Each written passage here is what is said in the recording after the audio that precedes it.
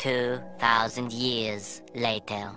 Hello mga idol, welcome back to my channel, at kung bago ka pa lang dito ikaw ay aking inaanyayahan na mag-subscribe, at pakiclick mo na rin ang bell icon para lagi kang nauuna sa mga bagong update at sa mga videong ina-upload ko.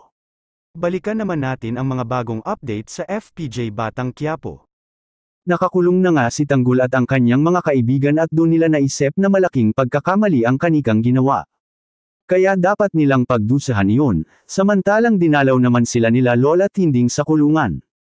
At nang biglang dumating si Roda, at sinabi na sisiguraduhin ni Roda na hindi na makakalabas sila Tanggol.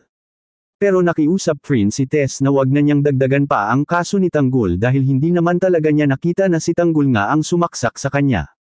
Pero nagmamatigas pa rin si Roda ang pinanindigan na nakita niya na si Tanggol ang sumaksak sa kanya. Sa galit ni Lola Tinding ay sinugod niya si Roda at sinabunutan.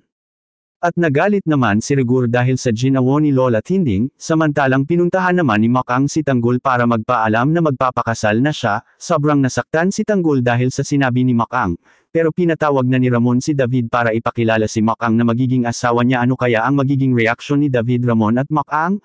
Pag nalaman na hindi Tanggol ang pangalan ni David, yan ang ating aabangan dito lang sa FPJ Batang Quiapo. Hanggang dito na lang, God bless you all.